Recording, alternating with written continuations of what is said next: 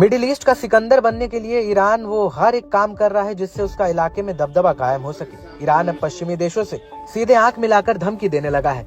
Iran अब हर नए दिन अपने सैन्य जखीरे में इजाफा कर रहा है। ड्रोन से लेकर हाइपरसोनिक मिसाइल तक और समंदर से लेकर एयर डिफेंस सिस्टम तक ईरान को अभेद किला बनाता जा रहा है। इस बीच ईरान के IRGC ने पहले ऐसे जहाज की डिलीवरी ली है जो समुद्र में ड्रोन और हेलीकॉप्टर लॉन्च करने में सक्षम है। यानी ईरान का नया स्वदेशी ड्रोन वाहक फारस की खाड़ी में IRGC के नौसैनिक बेड़े में शामिल हो गया है। ड्रोन कैरियर का नाम IRGC commander Shahid Bahman Bagheri के नाम पर रखा गया है।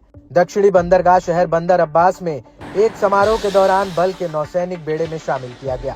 जनवरी से मार्च तक चलने वाले ईरान के सैन्य अभ्यासों के बीच ईरान लगातार अपनी सैन्य ताकत का लोहा दुनिया को मनाने में लगा है। इसी कड़ी में ड्रोन कैरियर को लेकर एक बार फिर पश्चिमी देशों का ध्यान ईरान की ओर खींचा है। ईरान अब अमेरिका और इजरायल के साथ संभावित हमलों का सामना करने के लिए पूरी तरह से तैयार दिख रहा है।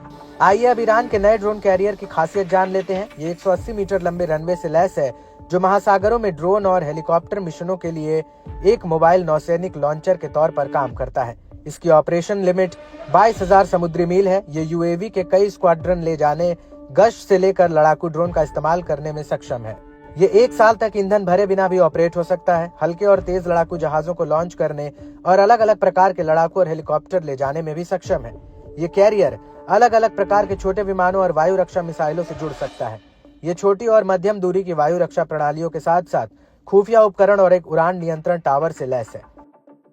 IRGC नौसेना के कमांडर ने कहा कि एक कमर्शियल जहाज को ड्रोन वाहक में बदलने में 2 साल लग गए। इलेक्ट्रॉनिक सिग्नल का पता लगाने के अलावा लंबी दूरी की जमीन से जमीन पर मार करने वाली तोपों और क्रूज मिसाइलों के साथ साथ गाइडेड जहाजों को भी ले जा सकता है। इस कैरियर में हॉस्पिटल जैसी सुविधा भी है। ये जहाज पिछले IRGC युद्धपोतों से अलग है। ये कोहरे और मोहजर 6 जैसे बड़े ड्रोन को लॉन्च और रिट्रीव कर सकता है। मालूम हो कि पिछले महीने ईरान की नौसेना ने अपना पहला सिग्नल खुफिया जहाज हासिल किया था। ये पहला सिग्नल इंटेलिजेंस जहाज है जो अब ईरान की नौसेना के लड़ाकू अभियानों में शामिल हो गया है। ईरान में ही बना ये जहाज इलेक्ट्रॉनिक सेंसर, इंटरसेप्टर और अन्य साइबर खुफिया क्षमताओं से लैस है। गौरतलब है कि इजरायल और अमेरिका से तनाव के बीच ईरान लगातार अपनी सैन्य ताकत को बढ़ा रहा है।